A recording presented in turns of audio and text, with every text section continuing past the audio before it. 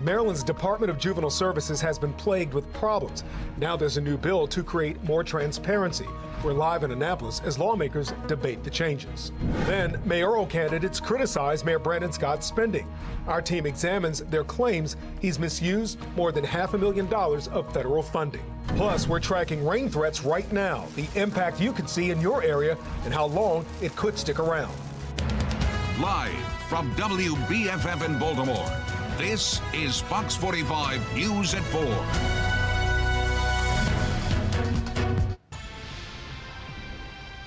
First on Fox right now, sources have confirmed a Baltimore City schools teacher has been arrested for rape. Thank you for joining us. I'm Kai Jackson. And I'm Maxine Stryker. Alexa Ashwell questioned the district and joins us live now with newly obtained court documents. And Alexa, I understand these are pretty disturbing.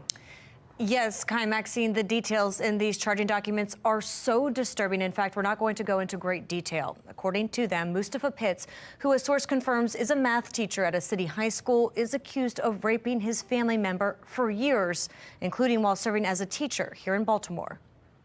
Mustafa Pitts, confirmed by a source as a math teacher at Reach Partnership, a Baltimore City public high school, arrested for rape. Fox 45 News obtaining these charging documents that outline the disturbing details. Pitts is facing 7 charges, including rape, sexual abuse, and abuse. The listed victim, a minor family member. According to the document, back on February 3rd, Pitts was arrested at his home after an adult contacted police and reported the crime. The document detailing the victim later told investigators earlier that day Pitts told her to take her clothes off and then proceeded to have sex with her, and that Pitts has been having sex with her for the past 5 years. Even more troubling, Pitts, according to a source, is a math teacher at Reach Partnership. Fox 45 News reached out to Baltimore City Public Schools to confirm the employment status of Pitts and asking, is Baltimore City Public Schools aware of this investigation? What action has the district taken in response to these allegations? Given the nature of the charges and the nature of Mr. Pitts' position, what additional precautions is City Schools taking to ensure there are no other potential victims? How long has Mr. Pitts been employed by Baltimore City Public Schools? Will the district be launching its own investigation into his hiring and background check? And how can the district ensure parents their child is safe inside Baltimore City Public Schools? Hours later, a spokesperson acknowledged the inquiry, typing only received, but not yet answering our questions. An educator in a position of power and influence, responsible for the safety and security of children, accused of preying on a minor family member for years.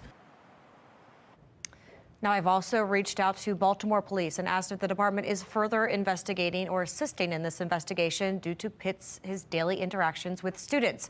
Pitts is being held without bond and has a preliminary hearing scheduled for March 5th. Alexa Ashwell, Fox 45 News. Alexa, thank you. Fox 45 News will monitor this developing story. You can follow along for any updates on air and online at foxbaltimore.com. One of the things that I'm concerned about is when we have juveniles that's engaged in a fatal shooting or a non-fatal shooting, I want to understand what is the after action. Efforts to gain more transparency within the Department of Juvenile Services front and center in Annapolis. Today, legislation from Senator Corey McCray is up for debate as lawmakers continue their work to address juvenile crime right here in Maryland. Fox 45's Mackenzie Frost joins us live now from Annapolis as a committee hearing on Senator McCray's bill is underway. Mackenzie?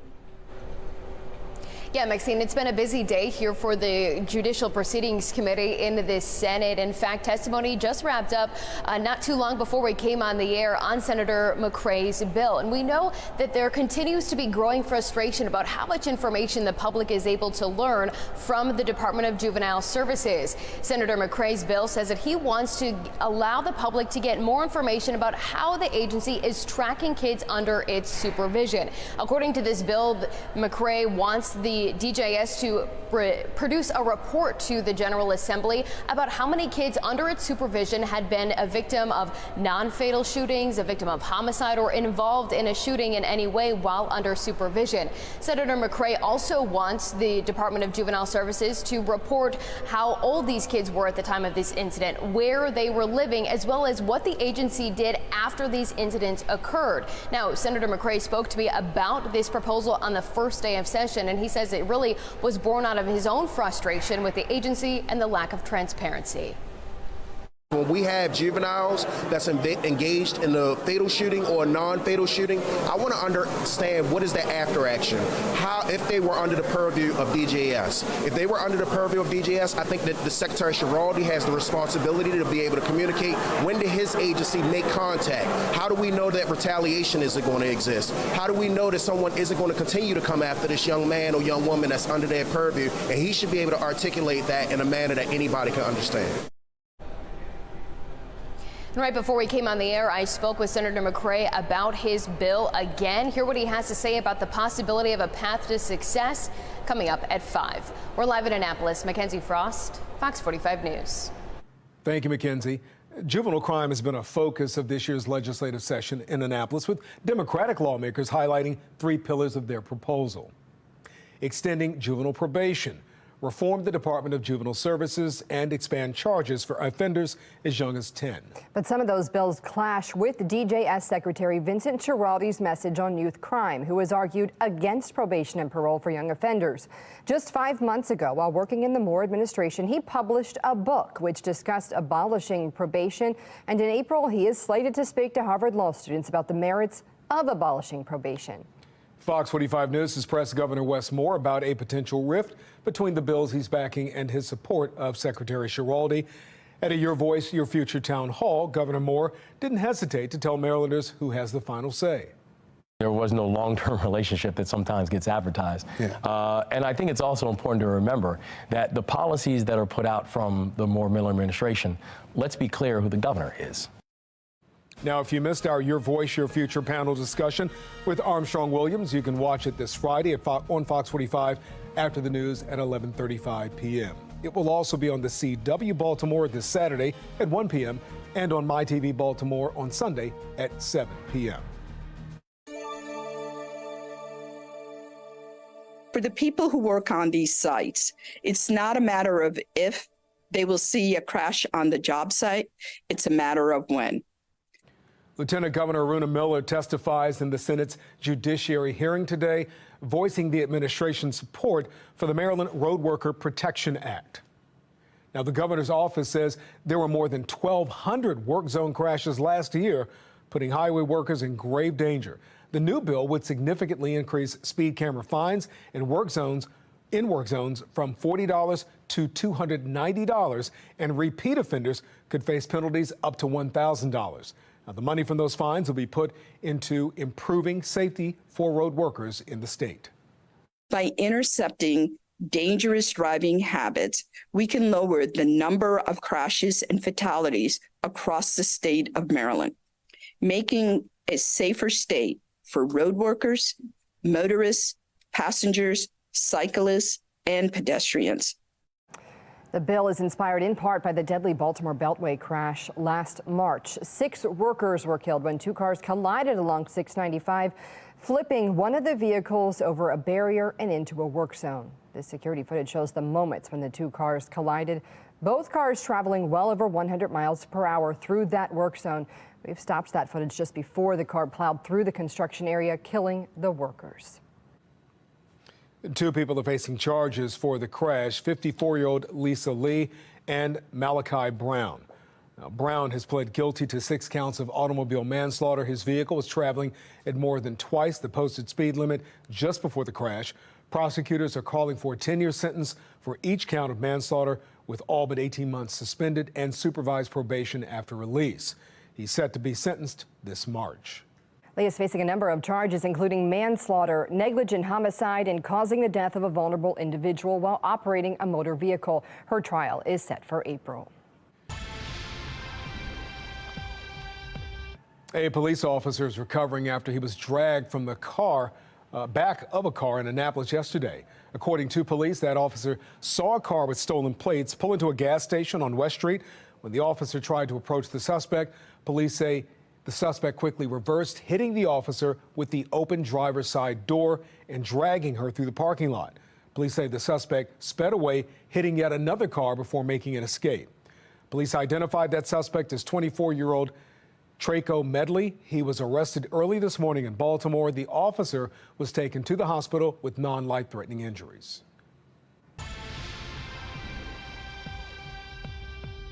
Calling it an unforgivable failure today, two mayoral candidates are accusing Mayor Brandon Scott of mismanaging the city's COVID relief funding. In the wake of pandemic hardships, the federal government handed Baltimore City $641 million in American Rescue Plan Act money, or ARPA. It's money that Mayor Scott's challengers claim he's wasted. Fox 45's Rebecca Pryor joins us now live, seeking transparency for your tax dollars. Rebecca?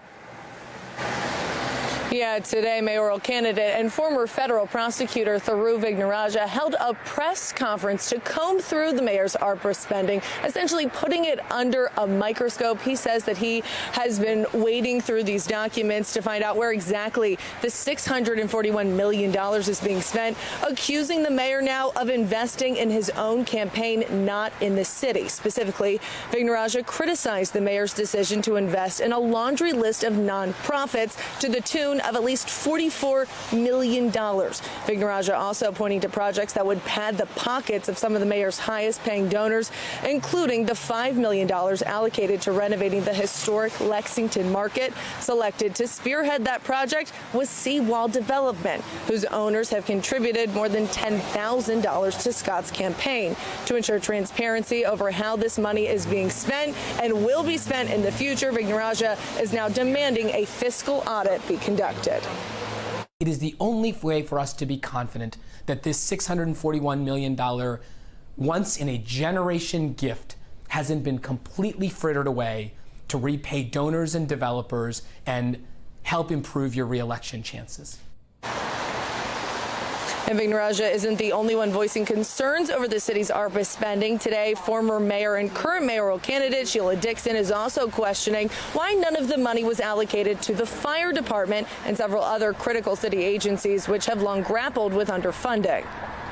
The mayor has missed an opportunity to seize, a generational change that could happen in this city by not spending that money effectively, and it just shows the poor management and leadership that we have.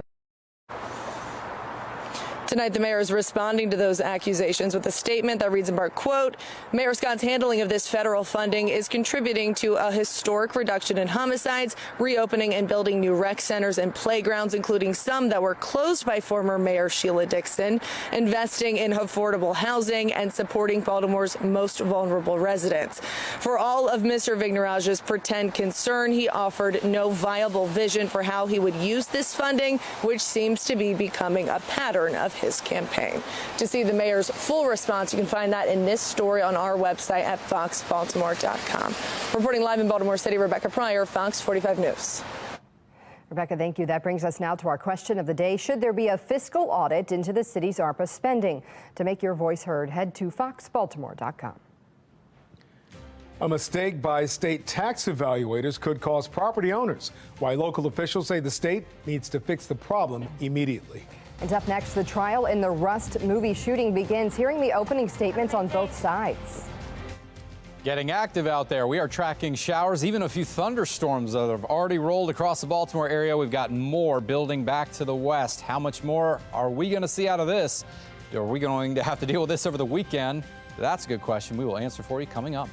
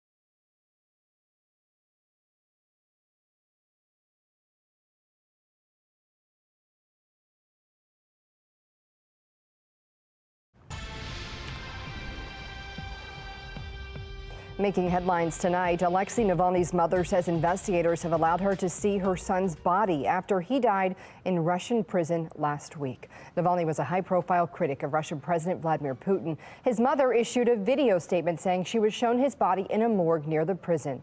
She says authorities are trying to force her to agree to a secret burial. According to the law, they should have given me Alexei's body right away, but they haven't done it yet. Instead, they blackmailed me and set conditions for where, when, and how Alexei should be buried.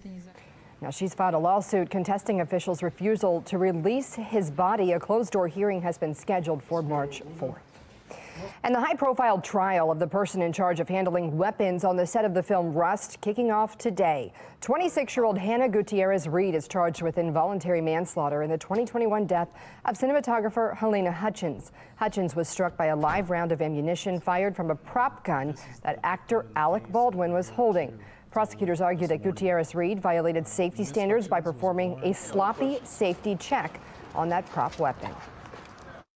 These witnesses are going to describe the defendant's conduct as unprofessional and sloppy. You will hear testimony that she routinely left guns and ammunition lying around the set unattended. Baldwin is also facing involuntary manslaughter charges and blames Gutierrez-Reed for the on-set incident. Gutierrez-Reed's lawyers argue that he's the one who pointed the gun at Hutchins, which is prohibited in Hollywood. Rule number 1, never point a firearm at somebody unless you intend to shoot them. And that rule was broken. Both Gutierrez-Reed and Baldwin pled not guilty to the charges. Each face up to 18 months in prison and a $5,000 fine. Baldwin's trial date has not been set. Good evening, and it has gotten a little damp outside. We saw the showers already rolling through the area to begin your late afternoon, and your evening commute's not going to be a whole lot different. So here's a look at things. We had some rain covering the Cameron coming down right there on the Inner Harbor, but so far it has just been there and now gone, but we've got more rain coming. So here's the radar picture now. You notice we had one batch roll through the area, a lot more activity back to the west. So let's get a little closer now on what's going on in and around Baltimore. These showers continue to track off to the east pretty quickly. We even had some occasional lightning flashes showing up. So you may even hear a rumble of thunder. There's something we haven't heard probably for some time. But overall, you can see there's some breaks, so you'll get some dry time here and there. Your evening commute could still be a little messy with some damp roads. And then, of course, any rainfall that's been on the ground just takes the salt, kicks it all over the windshields and makes a mess of your windshield. So it may be a little difficult to see with that. All right, so our temperatures around the area, notice there is a bit of a spread, 50s in some areas, but we also have 40s still remaining in places like Cockeysville, Columbia. It's been a bit of an active beginning to your late week. Here's what's going on. This storm system that we've been tracking continues to push into the area, and we are getting the warm frontal showers along it, okay? That's the beginning. Now, the question is, are we going to get more of this once the cold front of this storm goes by later tonight? Good question. Most of the data that we are looking at is actually showing it drier. It's a little bit opposite what we tend to see with these systems. But either way, we're going to see our chances for rain linger through the evening. So more scattered shower activity likely through 7, 8, 9 o'clock. We may get it a little bit of a lull as we get into the late overnight hours to the early morning hours. So at the very least, most of our rain that we're going to be seeing likely happening up until around midnight or so. Friday looks to start out mostly cloudy, stray sprinkle, but overall, we should actually see conditions improve a decent amount. Perhaps on our far eastern counties on the other side of the bay, we may be getting some more rainfall for your early afternoon or late morning on Friday. But look at this, numbers could reach the upper 50s by tomorrow. The sun's going to get a little bit of an appearance, maybe not a ton, but enough where we might see our temperatures actually become mild for a very brief time. And then Saturday, it gets colder, it gets windier. It's not going to be exactly the warmest of starts to the weekend. Let's take a quick look at rainfall totals. We're not talking about a lot, a tenth of an inch, maybe a couple tenths of an inch, just enough to really get the roads good and wet for everybody and to mess up a perfectly good car wash. All right, so Saturday is going to be a bit of a weird day. We're actually going to see our temperatures not rise very much at all. It's going to be windy, therefore our wind chills are going to be down into the 30s. Temperatures only reaching the low 40s for your highs, and so it's going to be one of those colder days. Overall, though, we're going to see our temperatures really soar. once we get past this weekend. Upper 60s on tap. So 7-day forecast, mostly dry once we get to Sunday onward until around Tuesday or Wednesday. And then we get back to some warmer air, but the rain's going to accompany it likely next week. All right, thanks, Gerard. Take a look at this. The West Point Leadership and Ethics Conference was held in Baltimore this morning. The event welcomed teens from across the greater Baltimore area to come meet West Point representatives and get a better understanding of what it takes to make it into service academies like West Point. Speakers ranging from retired military leaders to current students at West Point met with the students, hoping to help set them on the right path to achieve their academic goals. It's incredibly important. We love engaging with the community. We love talking with prospective students, people who might be interested in West Point, ROTC, really just colleges in general. And I think what's special about it is we get to see ourselves just a few years prior when we're talking with those students. I mean, it's crazy to think that 5 or 6 years ago I was sitting in the same seats as a lot of these people. And so you start to realize both how much West Point has shaped you in a positive light and how much you have to give back to the community. West Point outreach events like these go a long way in helping create a new generation of military officers who represent the country's demographics and can lead in a multicultural environment. A new poll shows there may be a widening gap in the race for Maryland's Democratic Senate nomination, what the numbers mean for the general election, and who your next senator could be. Global debt surpassing $300 trillion. I'm Atra El-Nashar with which countries hold the highest burden.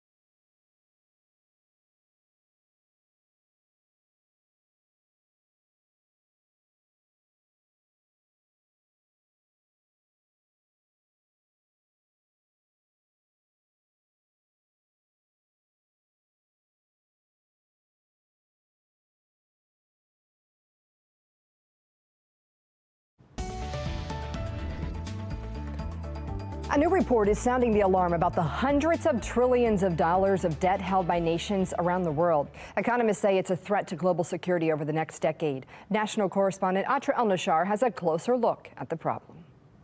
The world has a debt problem to the tune of $313 trillion. It's a new record and more than $100 trillion higher than it was just 10 years ago, according to the Institute of International Finance. The top contributors of a spike at the end of last year that brought the total over the $300 trillion mark: France, Germany, and the United States, which as of this week is $34.3 trillion in debt. We have to resolve the fiscal situation, which is doing real damage to both our economy and our national security. With higher taxes, experts say, or raising the retirement age. What is the next generation, next generation, next generation going to have to pay for? On the other side of the globe, in China, home to the second largest economy in the world, the debt to GDP ratio just hit a new record, carrying a debt load almost 3 times the size of its economy. A common source of pain everywhere is the sting of high interest rates as central banks around the world fight inflation. We have to it's our job, it's what society has asked us to do, is to get inflation down. Growth could be lower if the effects of monetary policy turn out stronger than expected. Both the UK and Japan recently slipped into recession. Some nations in sub-Saharan Africa spend more than 7.5% of GDP on interest payments alone, more than they spend on healthcare and education. It crowds out the ability of those governments to be able to put money to work for human capital, for climate, for infrastructure, for the things they need to put their country onto the right pathway. Newly released details from the Federal Reserve's latest meeting show there are more Fed officials who are worried about cutting interest rates too soon and risking a spike in inflation than there are those who are worried about the damage of keeping rates high for too long. In Washington, I'm Atrel Nashar. The results are in for yesterday's national question of the day. We asked you, do you think Joe Biden's economic policies are improving your personal financial situation? 12% of those who voted said yes, 88% said no. Thousands of homeowners have been left in the dark on how much they owe in taxes. The frustration statewide over a missed deadline. Plus, lawmakers uncover a flaw in school safety legislation. Project Baltimore is looking into how a 15-year-old admitted rapist slipped through the cracks and was attending a public high school.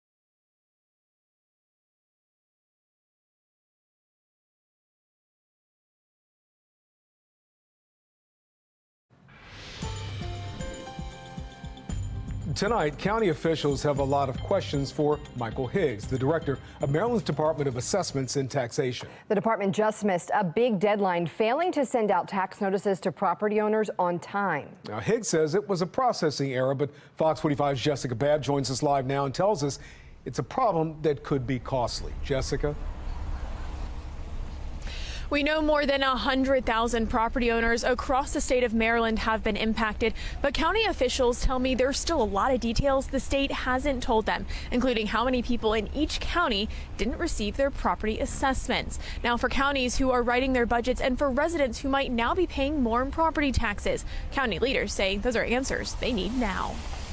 It's a processing problem coming with a big price tag. It's quite concerning. Howard County Executive Calvin Ball is trying to get to the bottom of the state's tax assessment snafu. We need accurate information immediately. Each year, the Maryland Department of Assessments and Taxation reassesses a third of properties in each county in the state. That determines how much a property is worth and how much a homeowner pays in taxes. The state has a vendor who prints and mails the notices out. That's the League for People with Disabilities. It's supposed to happen by January 30th, but this year there was an error, and more than 107,000 notices were never sent to property owners.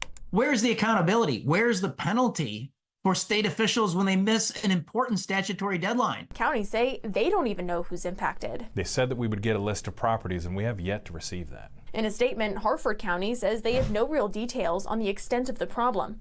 Carroll County says they don't have enough information to comment. The state says those 107,000 notices will be sent out in the coming weeks, meaning for property owners, they're likely going to have to pay more property taxes than they would have anticipated. But taxpayer advocate Adam Andrzejewski says because the state missed their statutory deadline, those 107,000 families, their property tax assessment reverts to the previous 3 years. But that also means counties could lose out on property tax revenue. As we are making sure that we have as much funding possible for our schools, for police, fire, to ensure that we have the best quality of life possible, now we have to have estimates that aren't going to necessarily be as accurate as they could be. In a statement, Director Michael Higgs says the department is working with the General Assembly to draft legislation, giving them more time to fix the problem. I think more people are going to now challenge because they see that the system has not worked as well as it should have, and they're probably going to have a little less faith in it. The state says everyone who is impacted will still have 45 days to appeal the reassessment. Live in Baltimore City, Jessica Babb, Fox 45 News.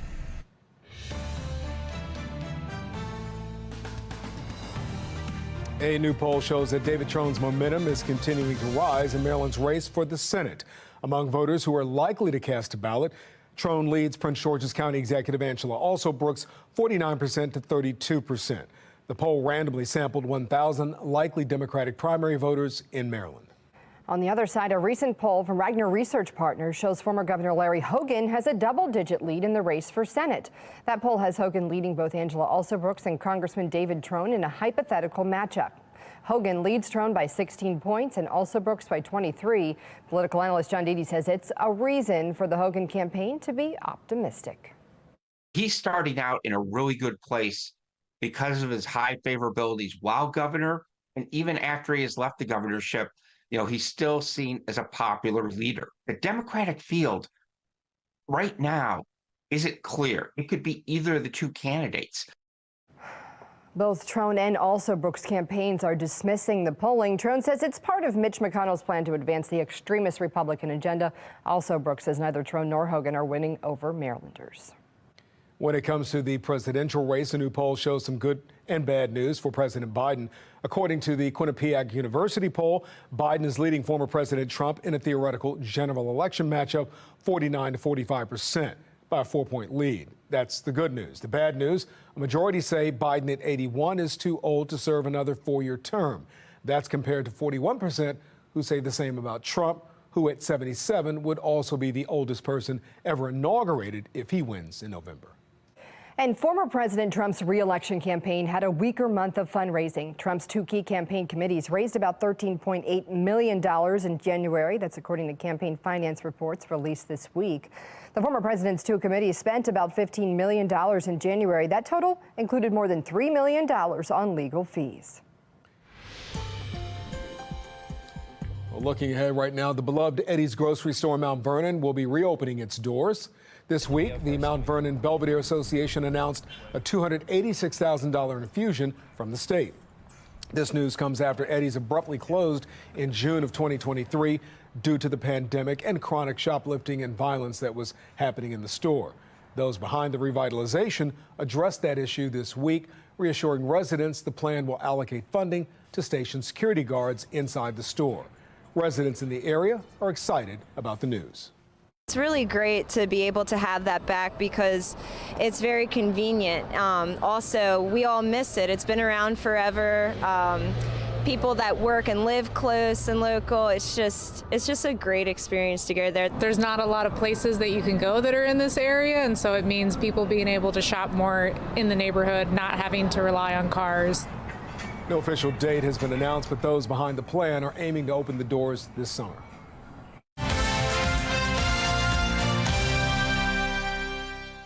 Lawmakers in Annapolis are pushing forward with a bill to keep juvenile sex offenders out of public schools following a Project Baltimore investigation that found a 15-year-old admitted rapist attending Patterson High School. As Project Baltimore's Chris Papps explains, a similar law was passed 3 years ago, but legal experts say it was missing a key detail that allowed this to happen.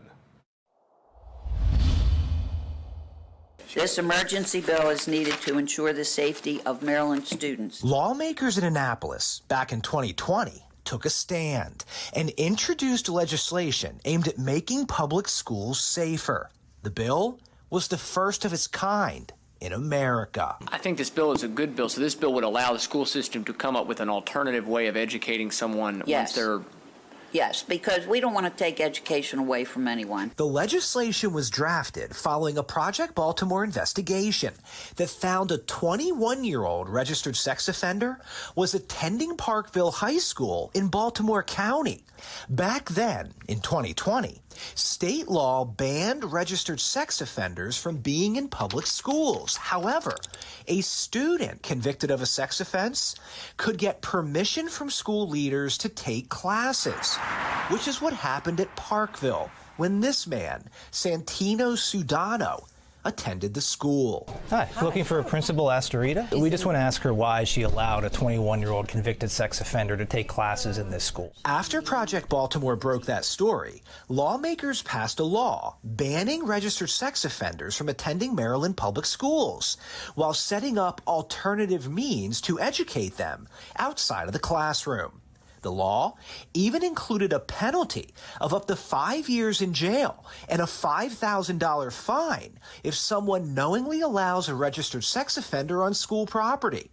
The new law was celebrated. Senate Bill 515, Criminal Procedure, Registered Sex Offenders Enter into School Property. In May of 2021, then Governor Larry Hogan signed the bill. But 3 years later, we can see it had a flaw. The new law only applied to adult sex offenders, not juveniles, a concern that was noted at the time by the Inspector General for Education, who warned in this report, schools still cannot account for students who have been convicted as a juvenile sex offender. How is your daughter doing? She struggles. She is in therapy. And it took less than 3 years for that warning to become reality. I would have to say the state is protecting the rapist. Tonight, the mother of a rape victim has come forward with a terrifying warning for parents. Project Baltimore last month first reported that a 15-year-old rapist was attending Patterson High School in Baltimore City. As a juvenile who was not on the sex offender registry, parents and students were not told that a rapist was in the building. I think that what we're trying to figure out now is what steps we can take, what steps we should take that would allow for us to maybe get somewhere close to legislation that we passed in 2021. Now, lawmakers are rushing to pass new legislation, expanding on the law signed just 3 years ago. I think this is probably the single most important thing I can be a part of in Annapolis. Delegate Nino Mangione and Senator Johnny Saling, both Republicans from Baltimore County, have introduced legislation which expands on the 2021 law by including juvenile sex offenders who would be prohibited from in-person attendance at a public school or a non-public school that receives state funding. And each school system shall provide alternative educational options. There's not much time left in this year's legislative session to pass the bill. Just 7 weeks. This has certainly got my attention. But prominent Democrats, such as Senate President Bill Ferguson, We passed legislation that basically said no. And Delegate Luke Clippinger have also said, following Fox 45's reporting, that they would consider legislation to expand the 2021 law to also include juveniles. Looking in the long term for the juvenile, we want to make sure that they finish their education. We just need to make sure that we're protecting the safety of Marylanders first. As we mentioned, the 15-year-old was allowed to return to Patterson High School because he was not placed on the juvenile sex offender registry. We now have an update. According to sources close to the investigation, the teenager has now been placed on the juvenile sex offender registry, which in Maryland is not public and only available to law enforcement. Project Baltimore will stay on this story and keep you updated on any legislation coming out of Annapolis. I'm Chris Pabst, and this is Project Baltimore. Well, coming up after the break, a United States citizen detained by Russia, and now her family is speaking out. The small act that ultimately compromised her. Plus, water in Lake Mead is on the rise for the first time in years. What's behind that change and why experts say it won't last? They've been getting the rain out west. They've needed it every which way you can ask for it. We're getting our helping of rain today, and we're going to see that through the evening. Keeping the clouds all the way through midnight, too. We're going to talk about what's coming for your weekend. This is just the start of all this active weather to come.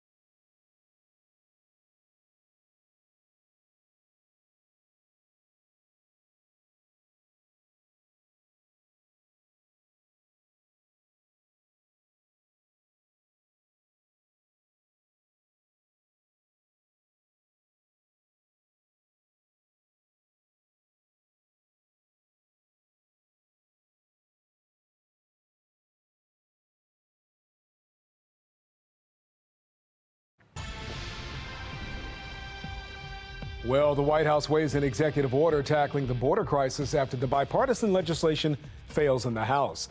The solution involves restricting migrants' ability to seek asylum at the U.S.-Mexico border if they crossed illegally. It would also be an extension of some of the toughest measures in the border compromise legislation that House Republicans tanked. Some of President Biden's biggest supporters in Congress hope whatever comes looks a lot like that bipartisan deal. I would hope that the executive order will stay within the four corners of this agreement that was reached on the Senate side, because I think there is extensive support in the House for what the Senate came to. So let's hope that we can do a better deal going forward. Well, the Justice Department is reviewing the proposed order to determine if it could weather legal challenges. Some officials are skeptical any changes aimed at addressing past court rulings against a similar Trump-era order would survive.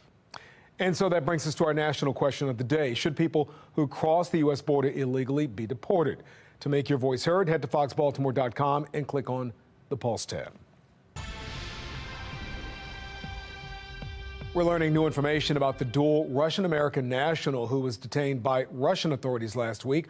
Russia's Federal Security Service did not publicly identify her, but according to CNN, 33-year-old Ksenia Karolina is an esthetician and former ballerina living in Los Angeles. Her boyfriend says she was visiting her family in Russia and didn't pay any attention to news of the Russian-Ukraine war.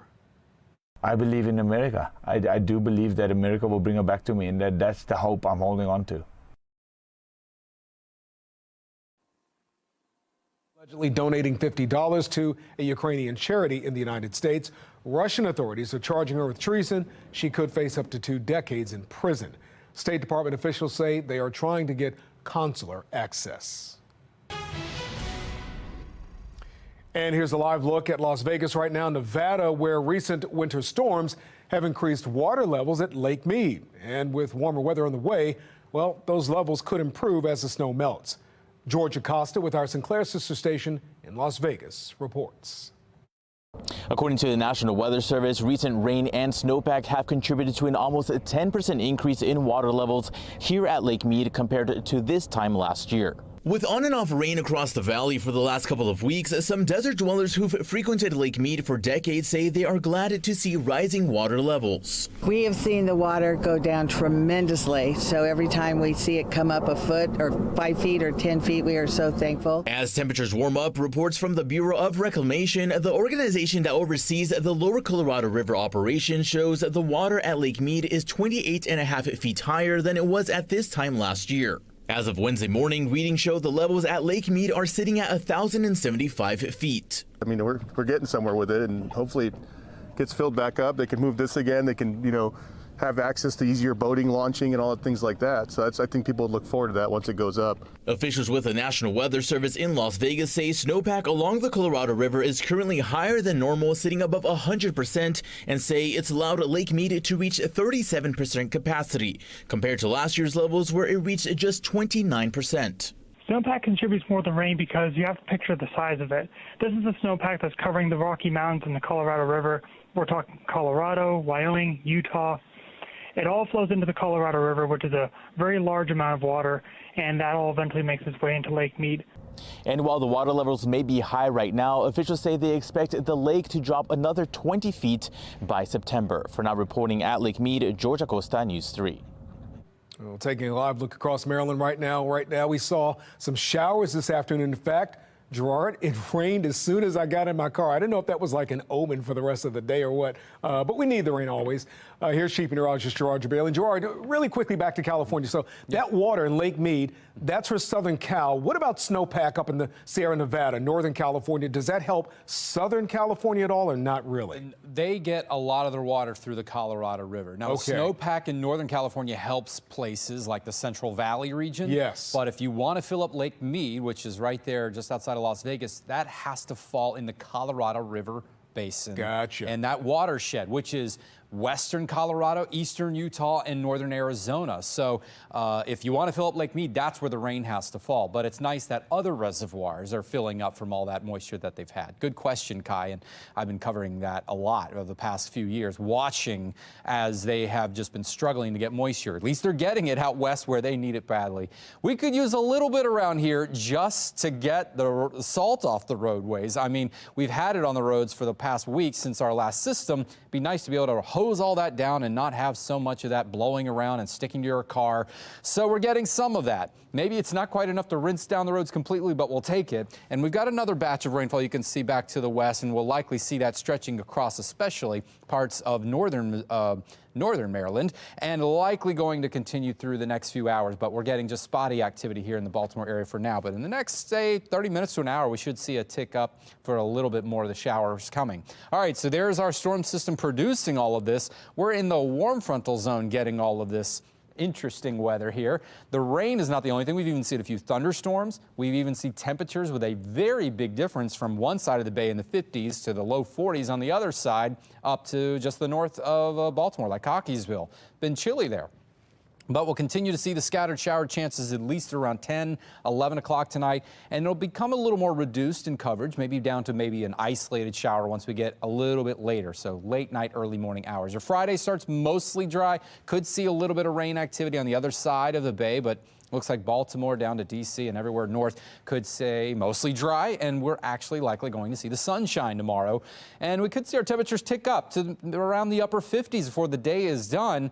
The winds are going to come around, and that's going to be out of the north, blasting us with some colder air to start your Saturday. These are high temperatures around 3:45 in the afternoon on Saturday. We may be in the 40s, but that may actually happen on midnight on Friday night into Saturday morning. This is where it's going to end up. So going to be a chilly weekend here once we get rid of the rainfall. 57 tomorrow. Again, this number here may actually happen closer to midnight, and then we may only get to maybe around 40 degrees by your afternoon. It's going to be breezy too. Sunday will be a little calmer, a little bit warmer, a little sunnier. But otherwise, your weekend at least is looking dry. So if you get outside, you're just going to need a couple layers. It's still winter after all. And then look at this. While it will be winter, our temperatures make quite a rise into next week. We have another storm system approaching, but at least we get some warmer weather to come our way before then. All right, Gerard, thank you. Coming up at 5 o'clock on Fox 45, tense moments during a hearing over a bill that would protect libraries and books from book bans. We hear both sides of the heated debate. And now you can watch Fox 45 News for free anytime on Amazon Fire TV or Samsung TV Plus.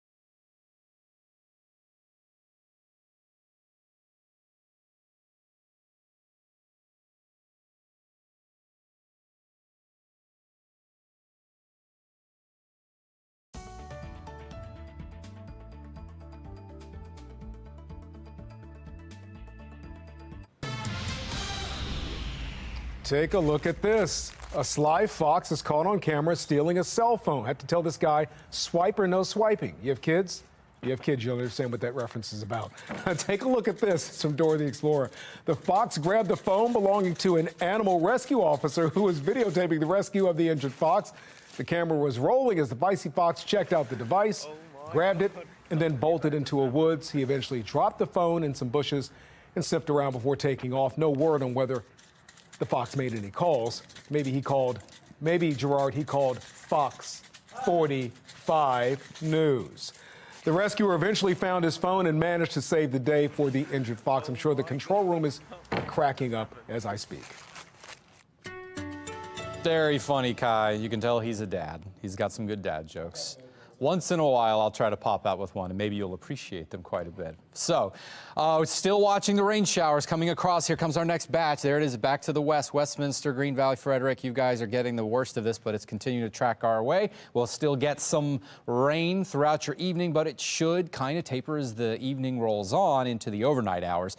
Maybe a lingering shower as we move into your Friday morning. That's mainly going to be east, and then we'll actually see some sunshine. 57 for your high on Friday. Look at that. It's going to be colder this weekend, but we return back to the 60s next week.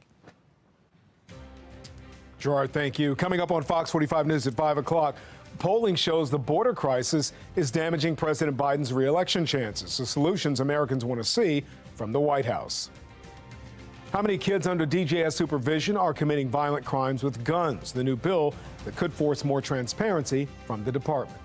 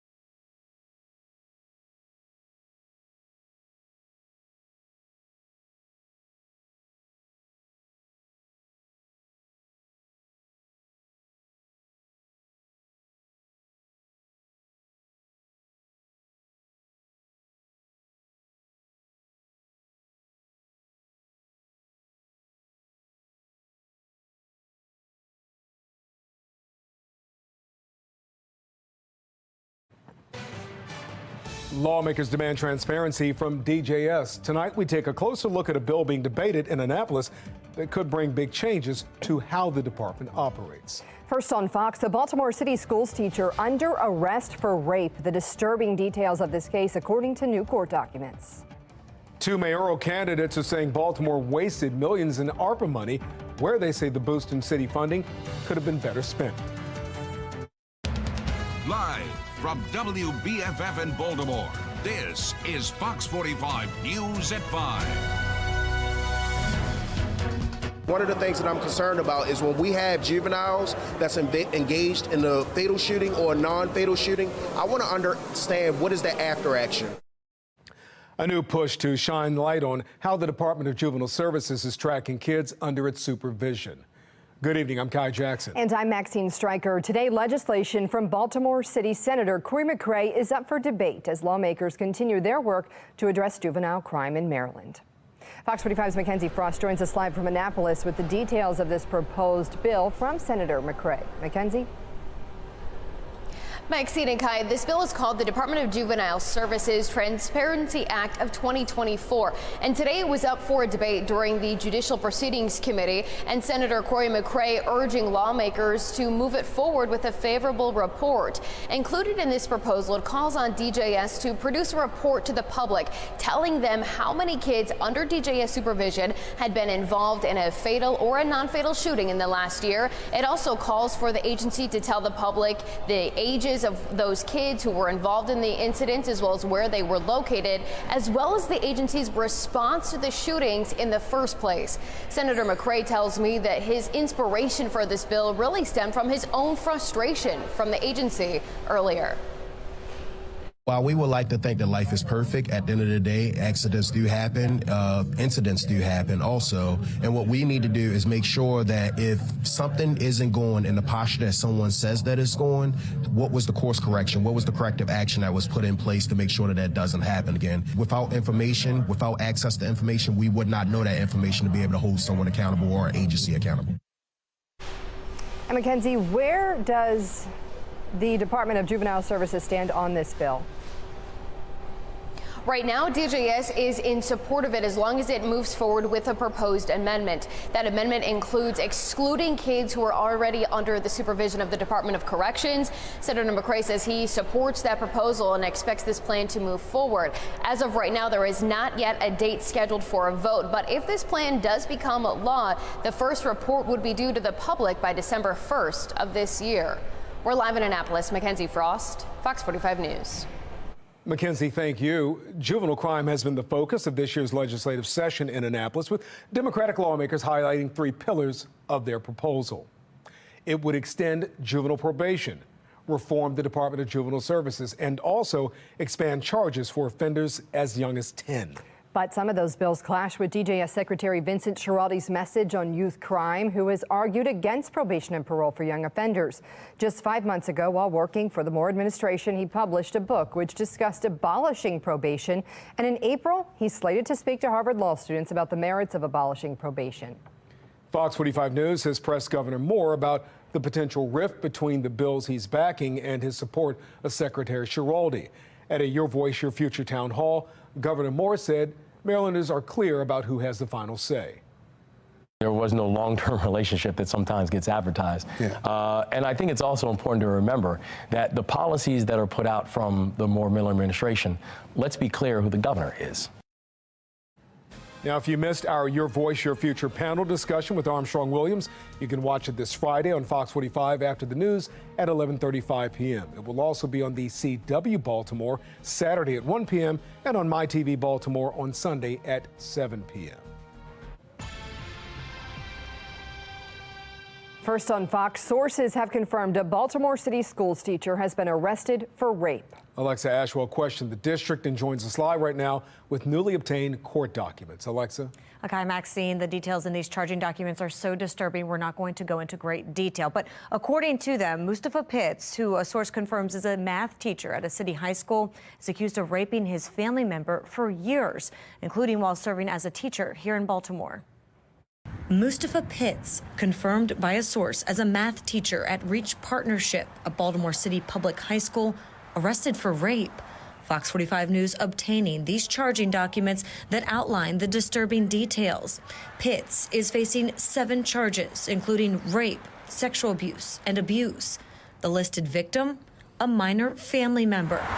According to the document, back on February 3rd, Pitts was arrested at his home after an adult contacted police and reported the crime. The document detailing the victim later told investigators earlier that day Pitts told her to take her clothes off and then proceeded to have sex with her, and that Pitts has been having sex with her for the past 5 years. Even more troubling, Pitts, according to a source, is a math teacher at Reach Partnership. Fox 45 News reached out to Baltimore City Public Schools to confirm the employment status of Pitts and asking, is Baltimore City Public Schools aware of this investigation? What action has the district taken in response to these allegations? Given the nature of the charges and the nature of Mr. Pitt's position, what additional precautions is City Schools taking to ensure there are no other potential victims? How long has Mr. Pitts been employed by Baltimore City Public Schools? Will the district be launching its own investigation into his hiring and background check?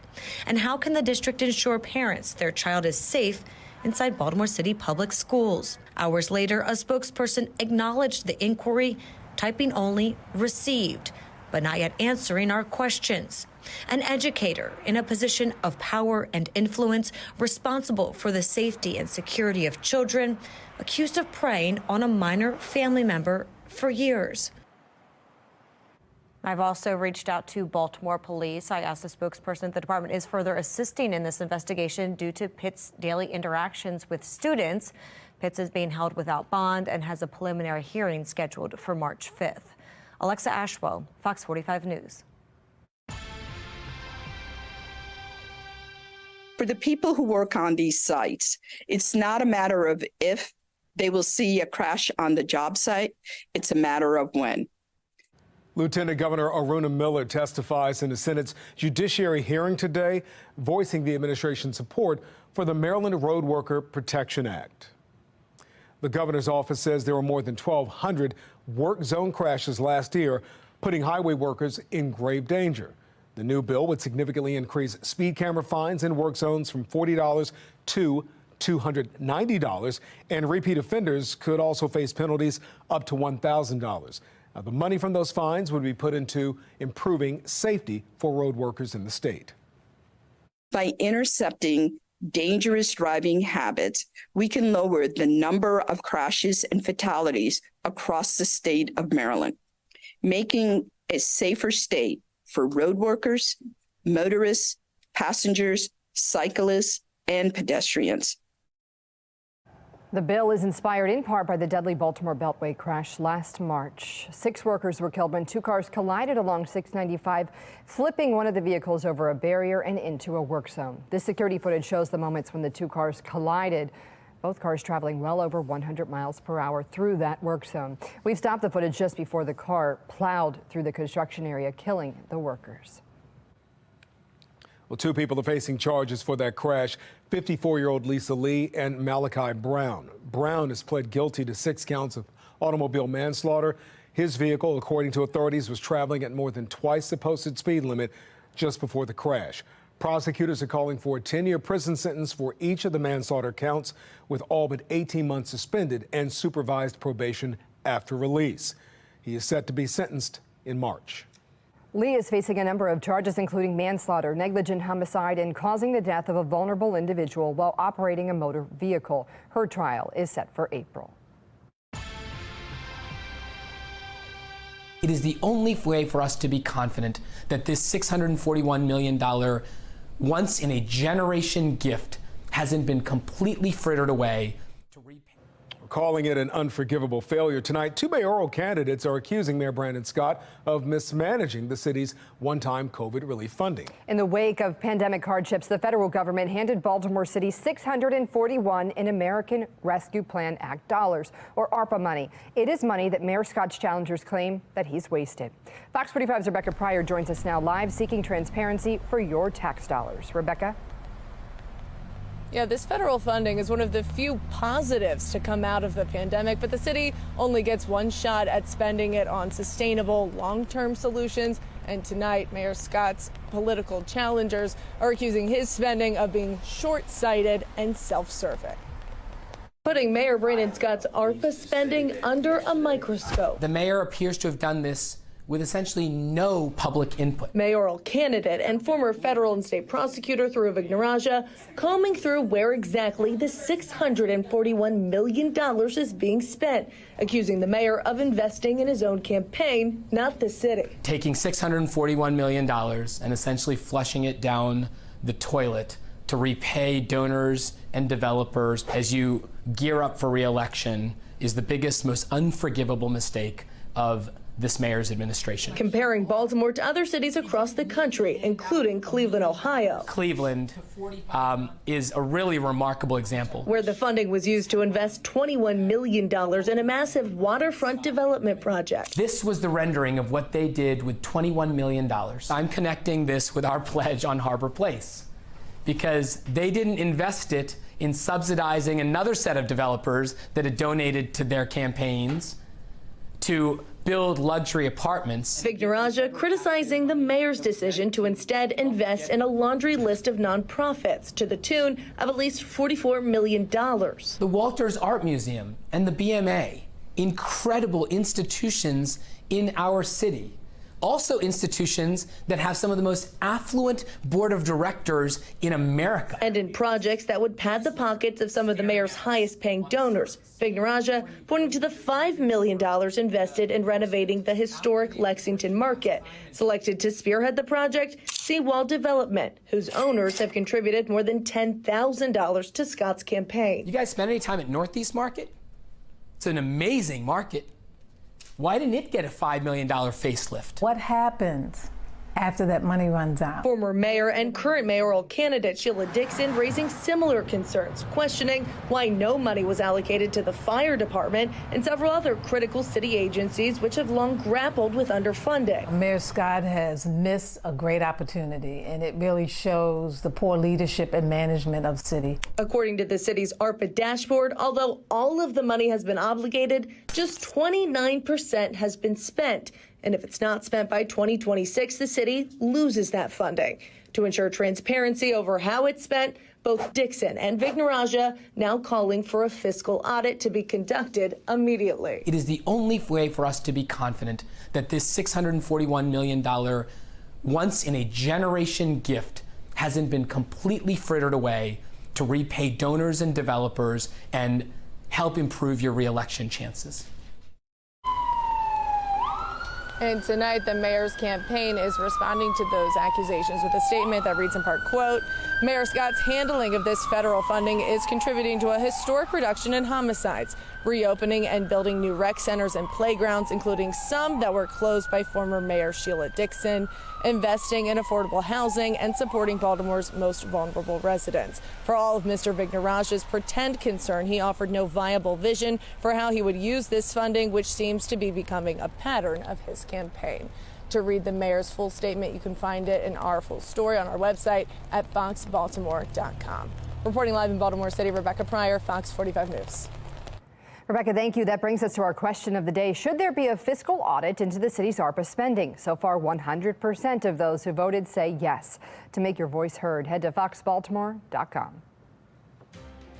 A processing problem is leading to headaches for taxpayers across the state, while county leaders and government watchdogs are up in arms about a missed deadline on property assessments. And after the break, tense moments during a hearing over a bill that would protect libraries and books from book bans. We hear both sides of this heated debate in Annapolis. We've got rain. We even have some thunderstorms, and our own Kai Jackson was being a storm spotter for us just a moment ago and reported something really interesting. Grapple. Do you know what that is? Have you seen it? I'll talk about that coming up.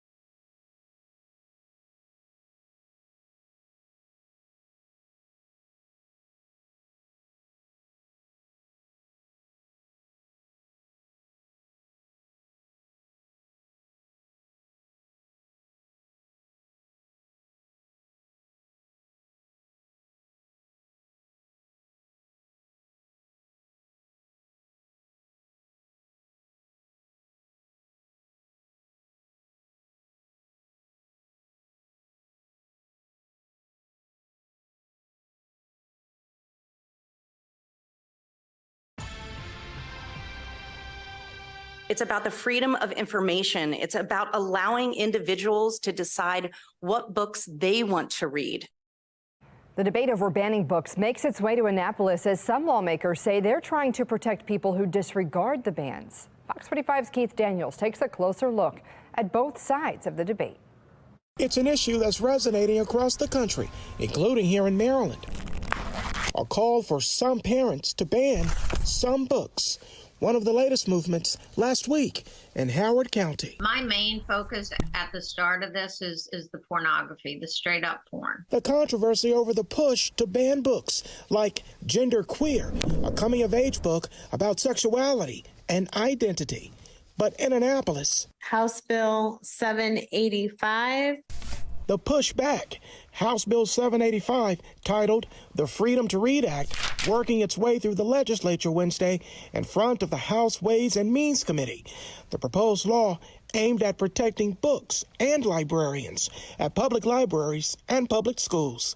The bill's key sponsors, House Speaker Adrian Jones, the Democrat from Baltimore County, and Delegate Dana Jones, Democrat from Anne Arundel County. This crucial and timely legislation will safeguard our libraries from becoming the next frontier of censorship, protecting literature and the freedom for readers to choose for themselves. The 19-page bill presented to the committee. 3 key points from the bill. It says a library should not exclude material from its catalog because of the origin, background, or views of a person who created the material. A library should not prohibit or remove material from its catalog because of partisan or doctrinal disapproval. And librarians shall not be dismissed, demoted, suspended, disciplined, or otherwise retaliated against. Those in support of the bill and those with concerns speaking out, at times with robust discussion. Porn, contraception, sex shaming, and more. Approachable and empowering. This is the go-to resource for all things sex. Well, is that something that you think that the Carroll County library, public schools don't have the capacity to restrict in their own school libraries? Well, Mr. Bucko, as you are aware, because I know you read the bill, this bill is not about a specific book. I heard several times in the testimony that we trust our librarians to curate collections based on the needs of their community. But it sounds to me like this bill is taking away some of that trust. Bottom line for the bill's sponsor. It's about the freedom of information. It's about allowing individuals to decide what books they want to read. Keith Daniels, Fox 45 News. Well, Fox 45 News has done extensive reporting surrounding the book bans in Howard County and across the state. You can find our complete coverage online right now at foxbaltimore.com. Good evening, everyone. A lot of interesting weather going on outside. We've had some rain, we've had some thunder and lightning.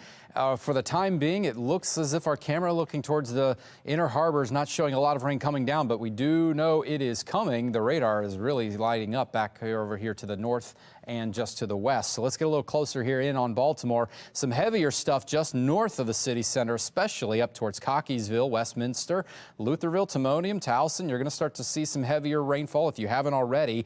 And just to the south, still some coming through. In fact, our own Kai Jackson was outside, said, Gerard, I think it's hailing outside. He was very close. What we saw was something called grapple. Let me know if you have seen it. They look like tiny little ice pellets or Dippin' Dots ice cream sometimes, and they can look and even sometimes sound like little baby hailstones, but a very interesting phenomenon. It just happens when we have very cold air above us as we get some of these little showers that come through. Sometimes those raindrops can actually somewhat freeze when they're up high before they fall to the ground. Very interesting stuff. Not quite sleet, not quite hail. Grapple, if you've ever heard of that. All right, satellite and radar showing this storm system rolling through. We're going to continue to see the chances for some rain and shower activity continue at least through around midnight. Most of that we're going to see rainfall-wise should actually come to an end by the time we get past midnight. And in the early morning hours, a stray shower. Here's how we'll start out your Friday. Upper to mid 40s. We'll actually see the sun begin to appear, especially on the west side of the bay here, and we could actually reach the upper 50s for highs tomorrow with a little peak of sunshine here and there. Saturday is going to be colder. The cold front's going to go by. We're going to get into some northerly winds now, and that means it's going to be chillier, a bit breezier, and definitely going to see that wind chill factor is going to be around. So Friday, your high 57 by the afternoon. We may only reach the low 40s to perhaps upper 30s by the afternoon on Saturday, and it's going to be breezy, but will be a little calmer, a little brighter for your Sunday. So here's what we're talking about. You're on your 7-day forecast. This storm system should come to an end. That 40% chance of any precipitation will be early in the morning, mostly on the east side of the bay here. But we're talking about Saturday and Sunday looking pretty much dry. But look at our temperature recovery. Yes, it's going to be a cold weekend, but we're reaching the 60s as we start to Monday, and then even the upper 60s on the table for Wednesday and Thursday. But we've got another storm system coming, and that'll likely bring us some rain and thunderstorm chances. I'm Kayla Gaskins in Washington. Coming up, details on a reported plan President Biden has to address one of his biggest political weak spots.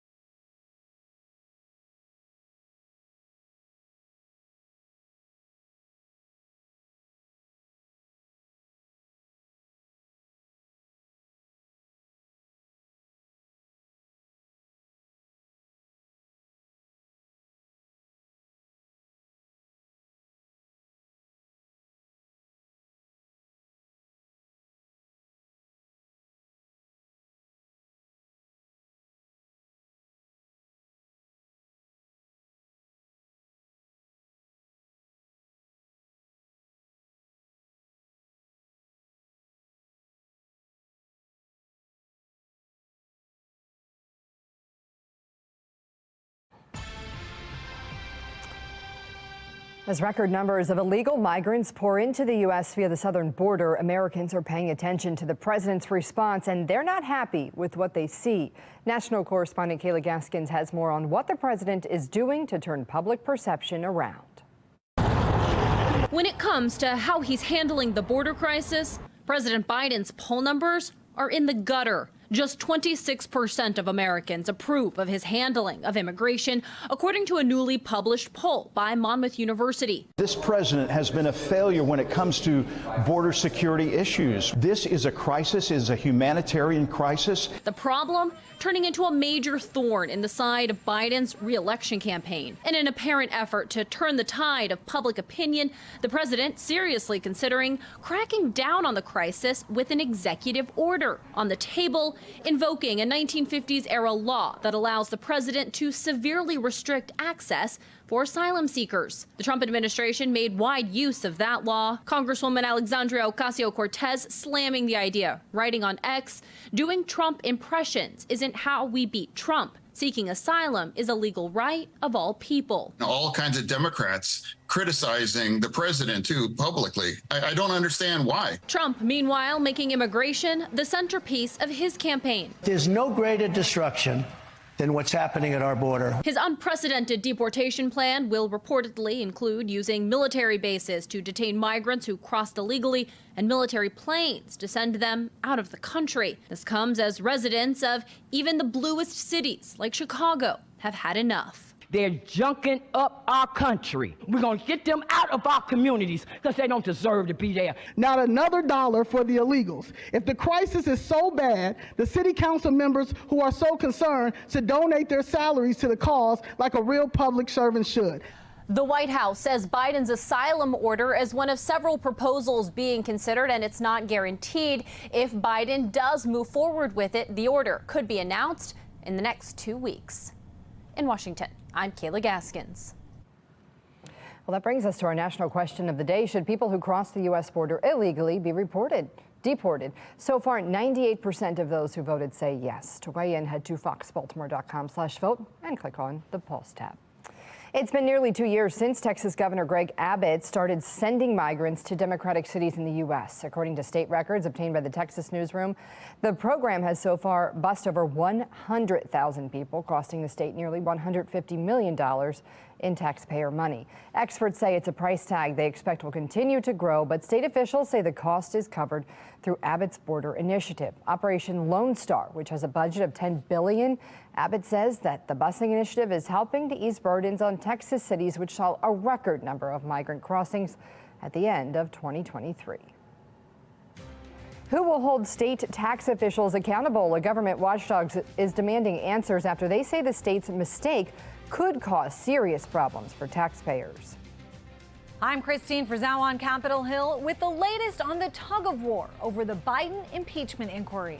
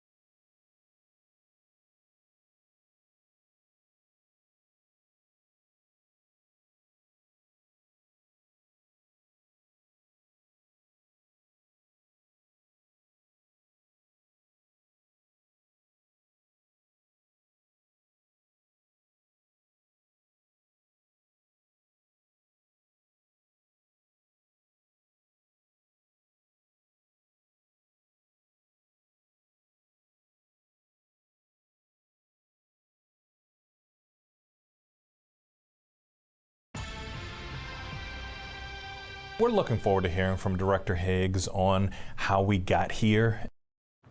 Well, tonight, county officials have a lot of questions for Michael Higgs. He's the director of Maryland's Department of Assessments and Taxation. The department just missed a big deadline, failing to send out tax notices to property owners on time. Higgs says it was a processing error, but Fox 45's Jessica Babb joins us live now and tells us it's a problem that could be costly. Jessica. We know more than 100,000 property owners all across the state of Maryland are impacted, but county officials tell us there's a lot of information the state still hasn't told them, like how many people in each county didn't get their property assessments, for counties writing their budgets, or for residents who might now be paying more in property taxes. County leaders saying these are answers they need now. It's a processing problem coming with a big price tag. It's quite concerning. Howard County Executive Calvin Ball is trying to get to the bottom of the state's tax assessment snafu. We need accurate information immediately. Each year, the Maryland Department of Assessments and Taxation reassesses a third of properties in each county in the state. That determines how much a property is worth and how much a homeowner pays in taxes. The state has a vendor who prints and mails the notices out. That's the League for People with Disabilities.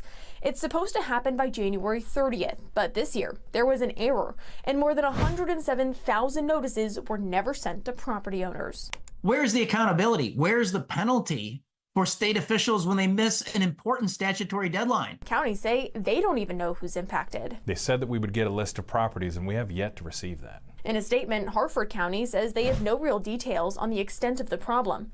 Carroll County says they don't have enough information to comment. The state says those 107,000 notices will be sent out in the coming weeks, meaning for property owners, they're likely going to have to pay more property taxes than they would have anticipated. But taxpayer advocate Adam Andrzejewski says because the state missed their statutory deadline, those 107,000 families, their property tax assessment reverts to the previous 3 years. But that also means counties could lose out on property tax revenue. As we are making sure that we have as much funding possible for our schools, for police, fire, to ensure that we have the best quality of life possible, now we have to have estimates that aren't going to necessarily be as accurate as they could be. In a statement, Director Michael Higgs says the department is working with the General Assembly to draft legislation, giving them more time to fix the problem. I think more people are going to now challenge because they see that the system has not worked as well as it should have, and they're probably going to have a little less faith in it. And I actually just learned that all of the notices will be sent out before February 28th, and the state says those who are impacted will have 45 days to appeal the reassessment. Live in Baltimore City, Jessica Babb, Fox 45 News. Jessica, thank you. Also developing tonight, new questions surrounding Governor Wes Moore's climate agenda. Last month, as part of his budget, the governor announced he plans on using millions of dollars for projects that benefit the environment. However, Fox 45's Megan Gillen spoke with one taxpayer expert who says people should take a closer look at that price tag. Governor Wes Moore announcing as part of his 2025 budget, he is allocating $90 million from the Strategic Energy Investment Fund for climate-related projects in the state of Maryland. Taxpayer watchdog David Williams weighing in on what this means for you. We know this is $90 million. It's actually from a form of a carbon tax on certain power plants. Does that mean, David, that there is not a real cost to taxpayers? And this is actually a double whammy. It's on consumers and taxpayers because the carbon tax is what the power plants are paying to the state. Well, of course, the companies don't pay taxes, right? They pass it on to consumers. So electricity is higher in Maryland because of this carbon tax. But there's also taxpayer money that's going towards this. And you talk about the $90 million, but let's go back a couple of months ago when the governor was talking about his really ambitious climate agenda, which is going to cost $10 billion over the next number of years. And we know that Maryland is struggling financially. I mean, that's an understatement to say they're struggling. So this has long-term ramifications. Is it worth it to invest in climate-related projects for the good of our state, for the good of the world?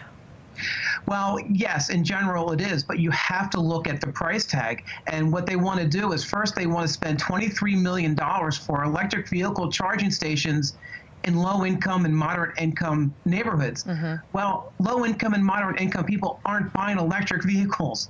I mean, we're talking about electric vehicles that start at about, well, not start, but average about $53,000 when traditional cars about $33,000. So to put these charging stations in low income areas makes no sense. So are you really helping the environment if you're just building things for the sake of building them? Williams went on to say that while it is important to protect the environment, it is just as important to protect taxpayers. I'm Megan Gilland, Fox 45 News. The beloved Eddie's grocery store in Mount Vernon announcing today that it will be reopening its doors after receiving $286,000 from the state. The news comes after Eddie's abruptly closed back in June of 2023 due to the pandemic and chronic shoplifting and violence that was happening in the store. Those behind the revitalization say to prevent that from happening again, they will allocate funding to station security guards inside the store. Fox 45 News spoke to residents in the area who are excited the store is coming back. It's really great to be able to have that back because it's very convenient. Also, we all miss it. It's been around forever. People that work and live close and local, it's just a great experience to go there. There's not a lot of places that you can go that are in this area, and so it means people being able to shop more in the neighborhood, not having to rely on cars. Official date has been announced, but those behind the plan say they're aiming to open the doors this summer.